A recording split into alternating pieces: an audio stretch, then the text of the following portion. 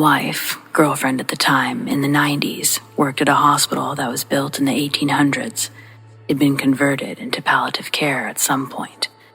There were modern wings added and another section with low care units, a bit like single-level cabins in a garden setting. That area was for those who were still independent enough to take care of themselves but needed to be close to medical assistance. Some of the original old building remained in use, and it had numerous areas where cold drafts, stubborn doors, and other issues existed. The best one was a door that would lock and then completely unlock itself later, with nobody around to turn the lock. Anyway, my wife got a ride from a neighbor who also worked there, but on Fridays, that lady would finish up at lunch, and my wife would work a full day, so I would go and pick her up, about 40 minutes each way. Because traffic was unpredictable, I always gave myself an hour to get there. I would wait outside the brick cottage used as an office on an old church pew. Some of the older residents from the low care units would wander around the grounds. It was a beautiful rural setting, and they would say hello.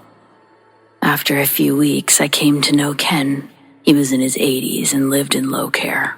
He had some ongoing issues and would spend days at a time in the hospital and then be back home for a few weeks. He worked out my routine, and each Friday, he'd be sitting on that church pew waiting for me. I enjoyed talking to him. He was full of life experience, and he'd seen and done so much in his younger years. He loved sharing those stories, and I loved listening to them. Ken had a 1980s Toyota Celica. He couldn't drive it anymore, but he didn't want to sell it. When his family came to see him, he'd make them drive him around in it. He would always ask me to take him out for a drive, but I barely knew the man, and I didn't want to drive an unfamiliar car. Besides, I only had 20 minutes or so before I'd be on my way.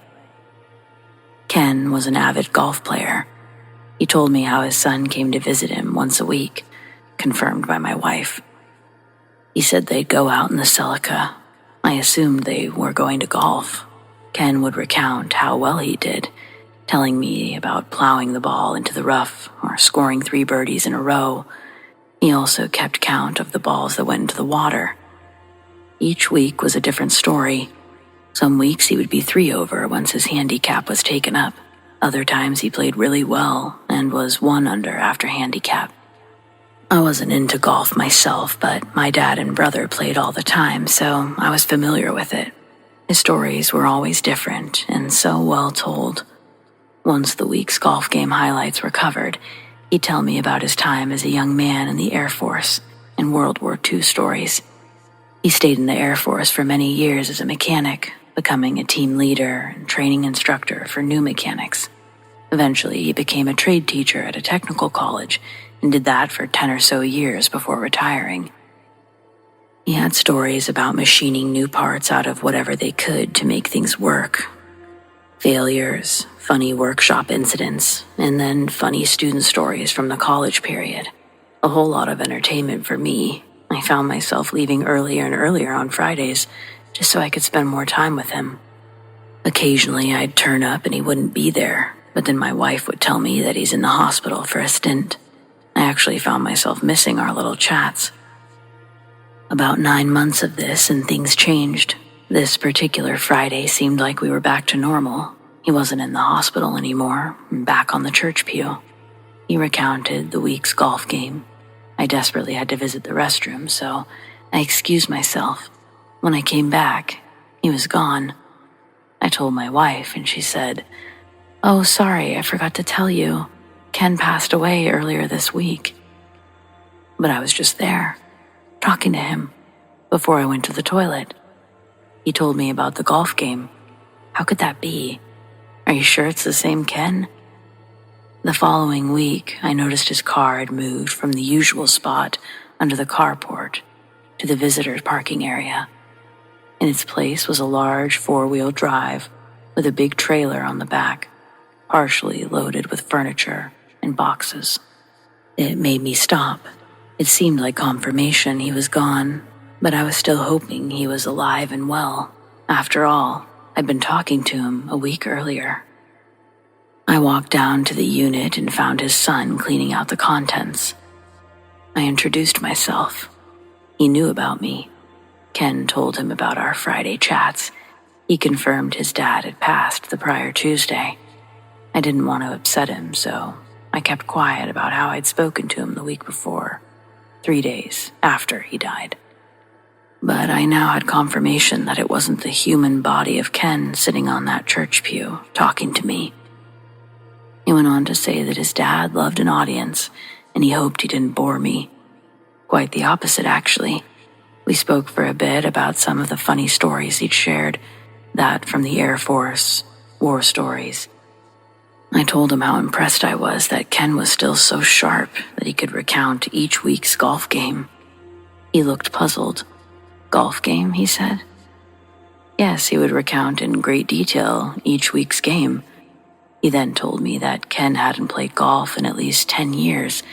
He used to play professionally with his wife, but that he gave it up a long time ago.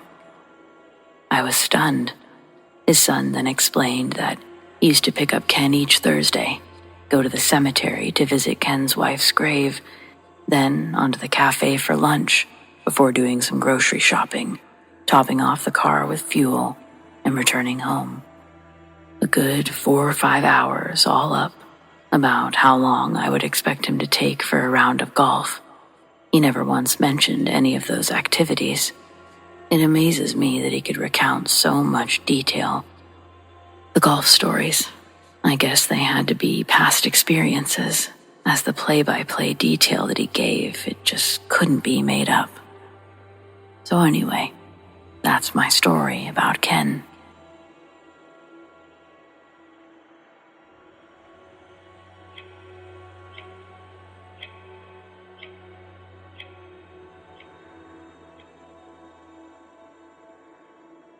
My fellow nurses and I have seen a spirit-like mist rise from the body as a patient died. Scared the hell out of me the first time. After that, I just accepted that the patient had been released from their suffering. One that stuck with me was when I had a patient suddenly tell me his friend was there, and that he wanted him to come with him. Instead of a human, I saw a mist-like blob at the foot of his bed. The man didn't know that his friend, also horribly burned in the same accident, had died a few minutes before. Naturally, we didn't tell him because we didn't want to make his last hours grief-stricken. I told him if he wanted to go with his friend, it was okay. Minutes later, he did. The 2 other nurses beside me saw the mist rise, and they seemed to pass through the window together. I didn't use names here, but I'll never forget them. Neither of them were survivable, so we became the last new friends they ever made.